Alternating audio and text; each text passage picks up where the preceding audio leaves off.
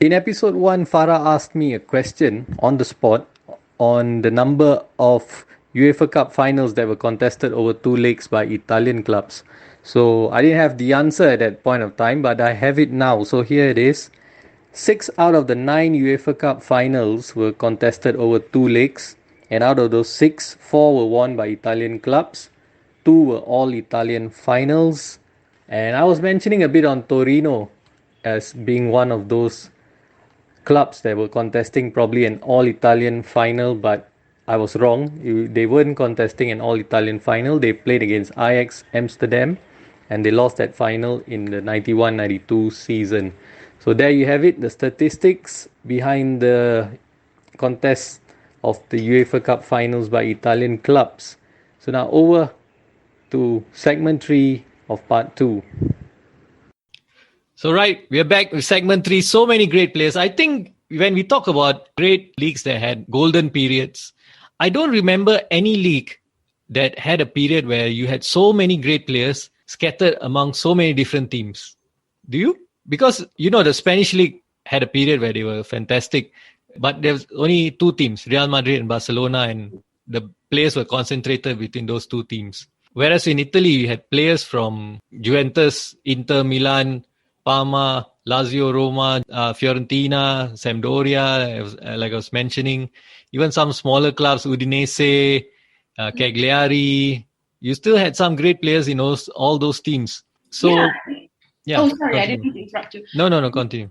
No, well, what I was going to say was, I think, you're right about the Spanish league not being the same because, the end of the 90s was also the era of the Galacticos, right? They were collecting players just to keep them on the bench. But yeah, back to Serie A, I think it was a different business landscape, right? Where teams more freely sold to one another. Mm-hmm. Players wanted to come to and stay in Serie A. You don't, if you talk to any young player now, no matter where they're currently playing, they will say, "Oh, I want to play in the English Premier League at some point because that's the, the top being considered, right?" But and the richest. Precisely, yeah. Because it's not just about the salary in football; it's about the endorsements that they will get as a result of that. They get more FaceTime on TV and all of that.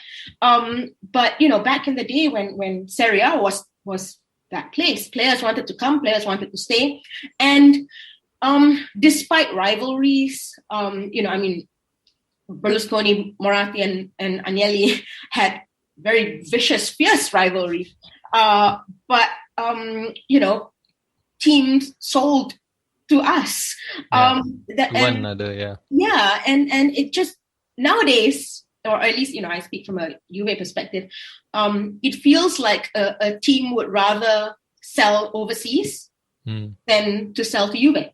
True. And as Milan and Inter maybe rise a little bit, in the next couple of years, you might find the same happening to you. The Atalantas, and the Parmas. Well, Parma continues to be friendly with us, but you will find that the smaller teams they think they can make more money out of a Man U. They use the Italian team as a bargaining chip, and then they end up selling to a bigger money club, right? And players want that as well. Players go, "Oh, okay, I will take the English club over something else, over an Italian club." So I think that was the beauty of that era in Italy, where players moved around quite a lot but stayed within the league, and therefore the impact of that is that other players see that and go, "I also want to be part of this league where all the great players are." And so many of these great players are Italian. I think that's something worth talking about, right? True. As Italian fans, I think you support Italian national team, right? Like me. I do. I guess you have a love-hate relationship. I do. I have so much hatred for the FIGC for many reasons, mostly related to Juve. But it's very difficult with the national team now. I guess I will always be happy if they do well. But I think it's difficult to love them the way that I loved them in the 90s, in the early 2000s. you know. There's a bit of difference between me and you in that. Yeah. I mean, also because how many Juve players are in Italy now? Yeah. We don't have More of our players now. Yeah, precisely. You know. Yeah. Yeah, we've got to do a list of players. There's so many players to name. We can't possibly name all. So we break it down based on their positions. We're going to start with the goalkeepers. Okay. Your favorite 5 goalkeepers. Let's see if we have any similarities here. For that era, I don't have 5. I have Okay. 3. 3. Okay. Who you got? Peruzzi, Buffon, and I hate to say it, but Toldo. I was thinking you might say Michelangelo Rampula or something. I do love Rampula, but he barely played. I met him a couple years ago, actually. Wonderful man. Loves his cigar. He was working for Lippi with the China national team at the time. Okay. Yeah, but I do love Rampula. All right. So you've got 3. I'm not going to pick a goalkeeper for the sake of, club fellas. Yeah. I mean, they must have played. They must have played at a particular level. But I think, when Buffon came into the picture, I think that was the end. That was it. Game changer, yeah. Yeah. True. So you've got 3, I've got 5. The difference between your list and mine, I've got 2 other names, both from my club. Paluca and Zenga. I knew. Okay, I'll tell you why I'm not a fan of Paluca. I'm sure a lot of people will disagree with me. I feel that Paluca... Before that, I'll tell you Paluca looks very good. Oh yeah? You see him? He's a handsome guy, man. Look at him. He's like a model. He's like a model goalkeeper. I'm glad you said that, which shows that, see the male Serie A males are also also watching out for looks, yeah. Okay, so I don't agree that Paluca is a good-looking person, but anyway, I'm biased. Okay, so I'll tell you why I've never been a huge fan of Paluca. I feel that he's been fortunate with the defensive lines in front of him. Yeah, you can't say that. He played for Inter. We had horrible defenders, okay, except maybe Bergomi. The rest were horrible. From a national team perspective. Or national team perspective, yeah. Yeah. But I always feel that he's not as technically gifted as a goalkeeper. He saved a lot of penalties, though. Yeah, I mean, so that's the thing. Like he had a thing, right? Like he can save. Like Buffon cannot save penalties. He can save penalties. Okay. But I don't know. I just feel that as a goalkeeper, I'm not a fan of his technical prowess as a goalkeeper. Okay. I'll just put it out there. Any foreign goalkeepers that caught your eye? Because I couldn't find any. I wouldn't say Dida. I wouldn't say that. I couldn't find any. Of course, there was one that played for my club, but that was after this era that we're talking about. Your current one? No. Okay. Julio Cesar. Oh, that's right. Oh my God, I forgot about him. Yeah, also because I kind of blanked out that period. Yeah, I know. And I understand. Your team in that period, yeah. Yeah. But anyway, no. I would say. I mean, it was a time in life where no goalkeeper outside Italy mattered. Irrelevant. True. So now from goalkeepers, we're going to go to defenders. Top 10 defenders. Wow. I'll go first. Yeah, you go. See who you got. Because I think my list is like 13 or something. My God. I understand. Okay, so I've got Maldini, Baresi, Cannavaro, Nesta, Zanetti, Cafu, Samuel, Ferrara, Thuram, and Bergomi. Okay, so you've got I've got Montero. Hard man, yeah. He's a good defender. Hard man. Montero. I've got Costa Curta actually. Yeah, he's good. He's good player, but I of course I had to just narrow it down to 10, so yeah, I know, right? I had to put him out. But he was a good player. And then my friend Torricelli. Ever reliable. Yeah. Hardworking. Athletic. Yeah. Didn't like the facial beard though. Yeah, he is not an example of a good-looking Italian. Good luck, yeah, not at all. And okay, you know what? I know he didn't really play defense until later in his career. I've got De Rossi on 2 lists. De Rossi, I mean, okay, so I know he was more. But if you're talking about that era, he didn't really come through yet until Early later. 2000s, no? I think it was later in the nearing 2006. That's when he came through. Yeah, he was young. Yeah, so it was that. I feel like it was, I don't know, like 03, 04 upwards, right? It was the tail end of Yeah, the correct. era that we're talking about. Yeah. But yeah, I mean, okay, so De Rossi to me is always that player that I've wanted at Juve and knew that was never going to happen. Yeah. No way in hell he was gonna leave Roma for Juve. I know. Well, he didn't even leave Roma, period. Well, except for that American team. He played for Boca Juniors. Oh, that's right. Yes. Yeah. No. I thought, didn't he go to MLS? He didn't go. No, he went to Argentina. Oh, that's right. Okay. Yeah, well, I mean, whatever it is, that end of the world. Okay.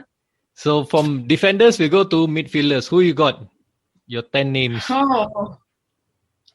Okay, so again, I've got a couple of players on two lists.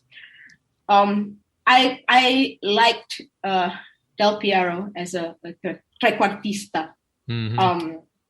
And I mean, I know, people look at him, he's a forward. Yeah, okay. But Del Piero is always, when he started out, he was always that little bit deeper, and I loved him so much. Remember when Saki used him as a left winger at Euro 96? Don't understand that. Was it Euro 96 or around there? Euro 96. Okay. Yeah. I mean, no, I remember when that happened. I remember that happening, but I don't remember whether it was 96 or 98. Yeah. I mean, that's crazy. I don't understand that. Yes. Anyway, and same with Totti, right? I'll put him in a midfield list, even though he does play further up. Okay. Mancini. That's also in your midfield list? Yes. Okay. Nedved. Yeah, I have that. Yep. Rui Costa. Yep, me Deschamps. too. Don't like Deschamps? Okay, I love Deschamps. Zizou. Davids. How many have I named? I don't know. Never mind. Carry on naming. Yeah. Okay. I like Davids not for technical prowess, but for the fact that if he's on the pitch, it's gonna be okay. Yeah, I've got him as well. Another player that played for both our clubs. Oh, that's right. Yeah. Oh, that's interesting. Yeah. Rui Costa. Yeah, me too. And then I mean these are so these are a couple I've thrown in there, and they don't usually come up in popular lists, but I love their reliability, and that's Conte and Takinardi. My friend Conte, our friend. Oh. Conte broke our hearts in ways that it's hard to forgive, but well, as a player, he was our captain for. Yeah. He was like what Roy Keane was for Manchester United. Yeah. I remember the scissors kick he scored against Turkey for Italy, Euro 2000. Oh, wow. Yes. Yeah, oh my God. Unbelievable. I never thought he would be capable of that. But yeah, Conte as a player, very good player.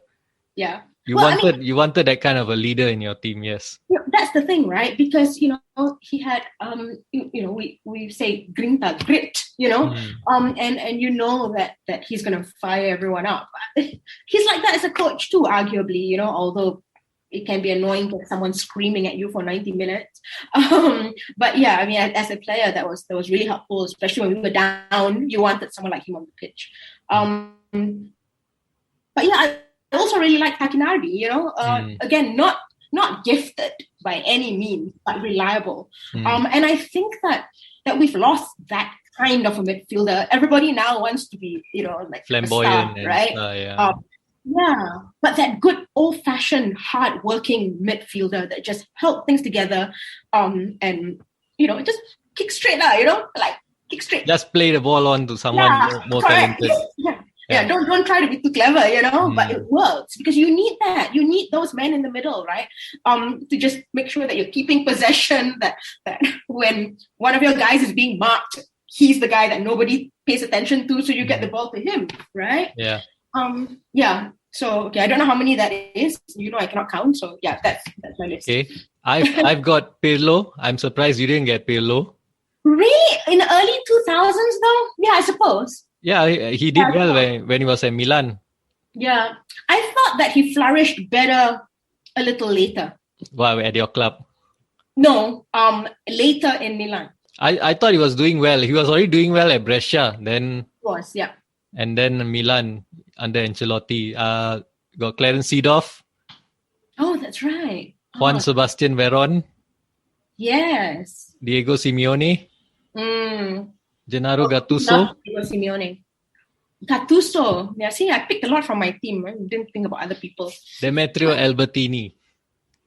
Oh, I really liked Albertini in the national team. He was like the Pirlo before Pirlo. Yeah.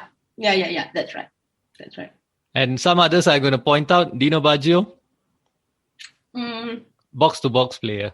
Yeah, I guess. He gets the work done. Reliable. Again, one of those, right? Reliable. Yeah. Correct. True.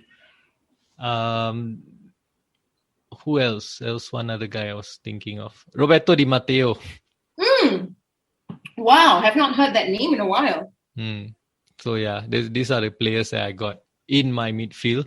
There could be some others that we might have forgotten. Yeah, I'm sure. Yeah, because so many. That's the thing, right? I mean, with Serie A at that time, oh my God, you like between us, if we continue talking, we could probably name 30 midfielders, and they would all have been world class. Yeah. Now, like you want to name 3 midfielders also, like. Oh yeah, my friend, I forgot this guy, Kaká. Oh. My God, what a player he was as well. Oh Kaká. Man, that's right. Yeah, Kaká was something else. Yeah, he was. Okay, so now we go to forwards. So forward, I have players that you have in midfield. Yes. So people like Del Piero and Totti, they are in my forwards list. Okay. And of course, the one and only Roberto Baggio. Yeah.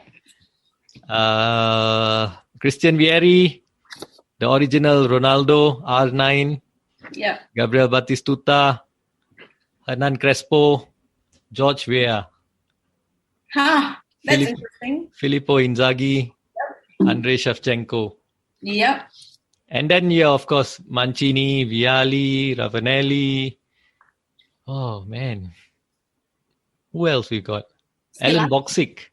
I've got Boksic and I've got Schillaci on top of your list. Schillaci as well. Yeah, Boksic. Oh, let's see. Who had Roma? Like people like Montella, Vincenzo Montella. Oh, that's right. Oh, Vinny Montella. He was interesting.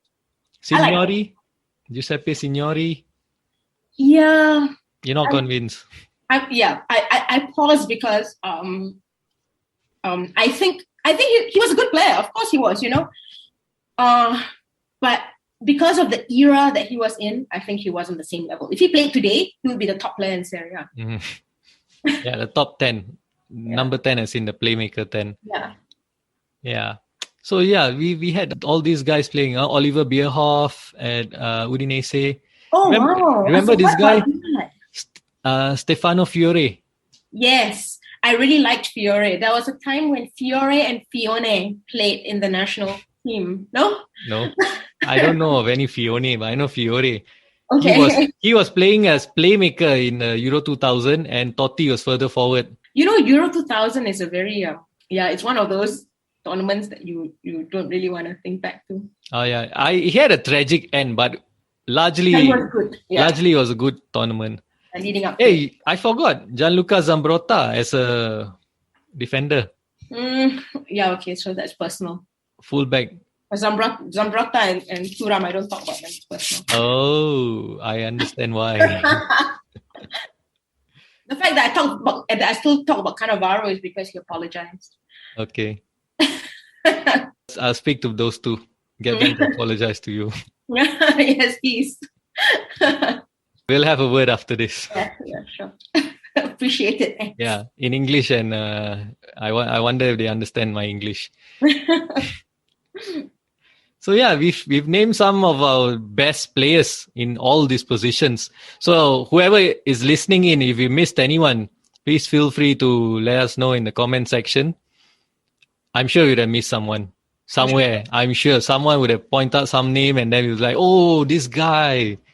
Oh my God. Yeah. So I'm sure because, so many great players playing, as I said, even in today's English Premier League might be the best league in the world, but you don't have that plethora of brilliant players playing across so many teams. You have a lot of players that are overhyped, maybe okay, good players, very good players, but not like this, not like at this level that we saw in Italian football. And I'm not being biased or an old man for saying that, but that's what I believe in. Yeah, but I think, a lot of that has to do with the world we live in right now, right? With social media and all of that, right? Because nowadays, you don't have to be that great for people to think you're great because everyone says you're great. Yeah, you just need one good performance. And then you trend and people don't actually watch the match. They watch a 2-minute highlight of a skill you did or something. Yeah. And then they base their entire opinion of you and have, passionate arguments on your behalf based on that. And then, the more people talk about it, the more truthful it becomes, right? And it's the world we live in now, I want to say Donnarumma is a good example of. I forgot this guy. This guy, David Trezeguet. Okay, I like Trez. Let's just leave it at that. I like Trez as much as a Juventina needs to like Trez. I hated him, but then he redeemed himself in 2006. Yeah, so you were there when I slammed the car door in his leg, right? I was a bit further away. Yeah. So got our revenge a little bit for what he did in 2000. Yeah. that really broke our hearts. Oh my God. Yeah, look, the thing is, I always feel like I'm compelled to like Trez, and Trez and Del Piero were an amazing pair. They were. Okay, Del Piero and Inzaghi or Del Piero and Trezeguet? Not the same though. One had a lot more time than the other, right? The thing about Inzaghi is he's such a frustrating player for both the opponent and his own team. But I liked his spirit. I really liked how much heart he brings to every game, and that's what you get out of him every single time, right? And again, I have bias, right? You've said that many times in this show. I know, because I feel like I have to justify it. I like Trez, and Inzaghi was far more successful in Milan than he was at Juve. And of course, that there is a Lippi factor to that as well. But Trez was effective, but sometimes he just stole goals, and that really bugged me. And I know that it doesn't matter, right? We still score, right? But yeah, he just. If I can I speak in Malay? Curi ayam. Can you translate? Can you translate what that means? Yeah. So literally it means stealing chickens. Yeah. So but figuratively it means scoring tap-ins or just prodding the ball over the line kind of goals. Yeah, and then he gets all the credit. That's what annoys me so much. Like Del Piero does all this work, right? And then this bugger Curi ayam. Trez is the hero and he's on the newspaper the next day. All right. So with that, we've brought the end to segment 3, and we're reaching the end of the show. The final words on Serie A in those years. The final word on Serie A, wow, was the golden years. It was, yeah. That sums it up. Those were the golden years. Because leading up to this episode, I've been sharing many images on our Facebook page with regards to that era, and almost always you got people, liking it, loving it. And then I've had 2 quizzes, you could say, where I named the players. Actually, this is not me. I just copied and pasted from somewhere else. 90s Juventus teams with $15. Each player is given an amount next to the name. So with $15, what would be your ideal 5-a-side Juventus team? That got a lot. I think the next one I did was for Milan in the 2000s, and that got more traction. A lot of people commented on that and participated in that one. So you can see, people even if they are not really ardent Serie A fans, they remember those years. They remember those players that played in those teams, the clubs that were there in those years, how strong they were, and all the star names that were in Italian football. So it was the golden era of Italian football. Yeah, absolutely. Yeah, but to have those days back. Yeah, but we've had all these conversations so many times offline about, how Serie A was and why is it like this now. And we have got so many things to talk about it, which we won't address here. But yeah, because that's like an entire new show in itself. Because there's so many factors in the reason why Serie A is where it is now. Yeah.